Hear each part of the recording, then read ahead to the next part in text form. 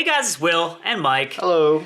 Welcome to First Watch. Today we're talking about Maniac. This movie was released in 1980. It's directed by William Lustig. It is a slasher movie slash psychological thriller that explores kind of the mind of the serial killer. It stars Joe Spinell. Is that his name? Spinell, I think. Pronouncing that correctly. And makeup effects by Tom Savini, who Mike will tell you more about. Yep. And this is, so we have here the Blue Underground. This was a 4K restoration. It's a lenticular cover, which means it's kind of like holographic. It has the soundtrack CD included, and then 2 Blu-rays. One is the movie, and one is the bonus features. So it's a really fucking cool set. Yes, it is. What do you think? So I'd never seen the movie before, but I'd heard a lot about it. I'm kind of a big fan of horror films, and I've seen a lot of the like 70s, 80s slasher horror films, like the ones people know about, like Friday the 13th, Halloween, all that stuff, but also some lesser known movies like Cannibal Holocaust and some Italian movies and things like that, City of the Dead and some other films.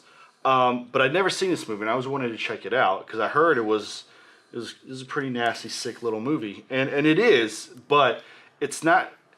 It didn't feel like just straight up torture porn to me, where a lot of you have that genre in the 2000s and 2010s, and so it didn't feel like that because there is a point to try and understand why he's doing what he's doing. It's not just some random acts that he's committing. There's a reason.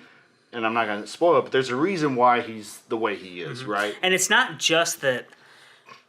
It's not like a mystery type movie where you're trying to figure out what the reason is. It's like the foremost point of the movie is him dealing with his psychological problems, basically, and how that leads him to kill people, but how it also kind of torments him constantly. Yeah, they're compared to like a modern action film, the body count is low.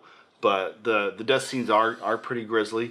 There's one really fun scene, which is probably well known in the film. In the film, is the scene with Tom Savini, and he's picking up a girl at a club, and they go to some out of the way place in New York City. Listen, folks, if you pick up some girl at night in New York City, don't just go to some random place by the water. Especially if it's 1980. Yeah, come on, man. But anyway, they're starting to do the thing. There's a really creepy shot of the main actor just kind of like looking at him. Reminds me of me in my youth.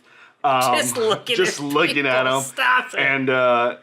And then like she freaks out like a sane person, and he just wants to continue, of course. But anyway, they see the main character, Frank Zito, right, standing out there, and he kind of runs up, jumps on the hood of the car with a shotgun and shoots Tom Savini, who's acting in the film and does the makeup, in the head, and his head just explodes. It's so nasty, and it's a really famous scene, and it's really fun though. It's because it's so over the top. If you like gore and horror, and what's interesting about this movie is that it's obviously a movie for Grindhouse theaters. Like, it's unrated. They knew it would be rated X, so they didn't even bother to get it rated because X was actually more prohibitive at the time than being unrated.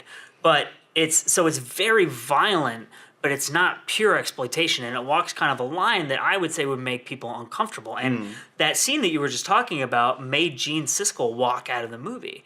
And he talked a lot on their show and in his reviews about how he found this movie reprehensible. And they were doing this thing in New York City when this movie came out, where they were showing uncut scenes in a kiosk outside the movie theater to try to convince people to come in and see the movie. Yeah. And when Gene Siskel started talking about this movie and how offended he was by it, they had to cancel plans to do that in New York and Los Angeles, and it really cut into like the potential revenue that the film had. But what's interesting to me is that a lot of the negative reviews this movie got, because I went back and read some of them after we watched it, they're not about the fact that the movie is bad. They're about the fact that the reviewer finds it disturbing. It's like, that doesn't mean it's a bad movie. It's a disturbing film, and the scene you talk about with Gene Siskel walking out with the head exploding, I would love to go back and read his review for Scanners, David. With the exploding head? Because it's almost the exact same scene. It looks almost the same. In terms of the head exploding. And that's only 1 year later, but I guarantee he didn't walk out of that movie, right? He probably loved it. Because David Cronenberg, right? So,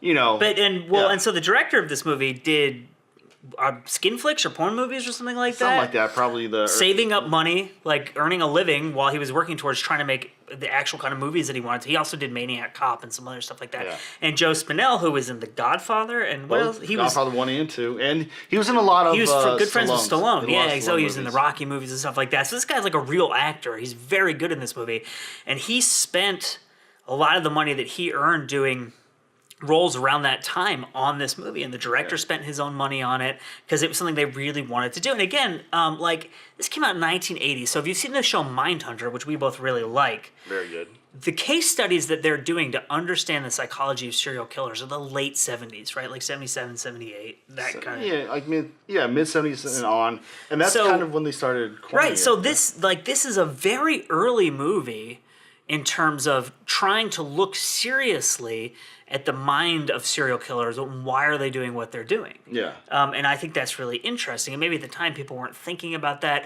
These things weren't as wide. Like now that we've all seen Silence of the Lambs, it seems like we already know what this movie is about, right? Because we've seen that so many times. But at the time, this was very much like ahead of the curve, I think. And it's also just a really well-made... Like, it creates a really great sense of creepiness and dread. Like, the music and the fact that there are really long sequences with no talking.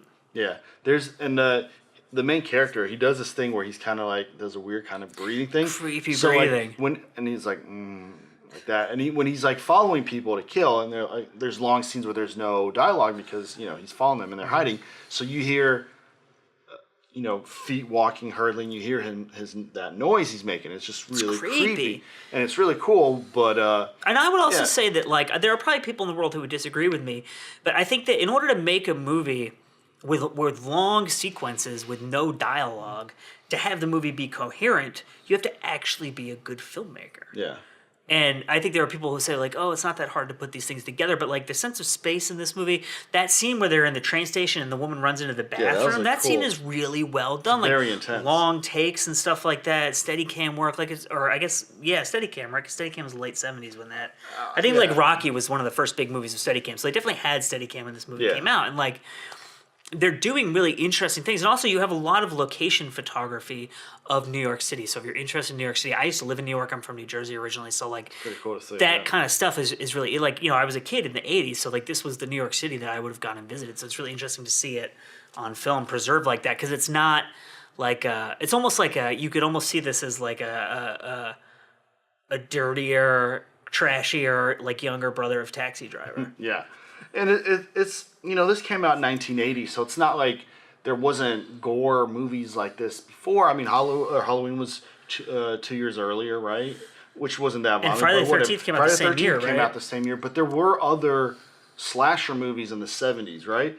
That I would say are more graphic and violent than this. For example, Dawn of the Dead, who Tom Savini also did the special effects for.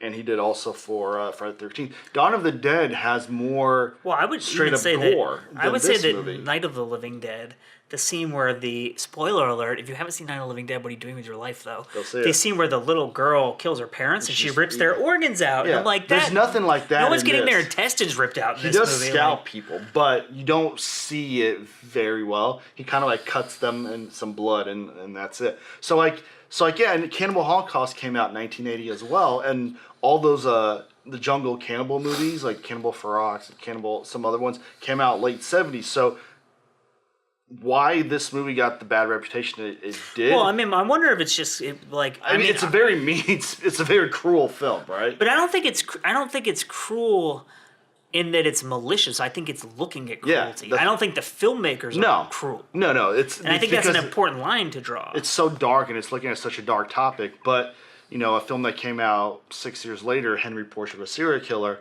deals with a lot of the same kind of thing. And that was widely regarded as a great movie, even the subject matter stuff. So I think what you mentioned with 1980 being so early with them coining the phrase serial killer and getting into that psychology, this movie may have been made 4 to 5 years too early for a wide audience to accept. Well, I don't know if you can see it, but just look at his face. So cool, so creepy, so creepy. Did you say so cool? Yeah, it's You're cool. such a creep. Well, I'm not going around doing what he's doing, but the movie was cool. I thought you meant his face. Oh. Was so cool. It is the cool. creepy face he's making. It's awesome. That's what Mike's going to be for Halloween. That's going to be year. when I paint my wall behind my bed. It's just going to be that face. Oh no! Stop. So there you go. This is Maniac, and like I said, this is the Blue Underground release. So we'll include links in the description below the video. If you're watching on YouTube, if you're on Facebook, we'll put a comment below the video from the page telling you where you can buy this, watch the trailer, follow Blue Underground on Facebook. And I saw and on Instagram, their Blue Underground may or may not, and again, this is one of the things where like I looked it up on Google, I didn't actually call the phone number to check. They might actually have their own store in Hollywood. That'd be cool. There's supposedly a Blu-ray store, a Blu-ray check it DVD out. store in Hollywood called Blue Underground. So we live in LA. We're going to maybe check that out. We could shoot a little episode there. But I mean, for fans of these types of movies, I think if you can stomach the violence, I would highly recommend checking this movie out. I agree. And don't believe the reputation. Like I was afraid to watch this movie because of its reputation. Because I don't like movies that are malicious. Really, like they make me really uncomfortable. And I didn't find that to be the case with this movie at all. And I do like movies like that, and I still didn't find it that way, and I liked it.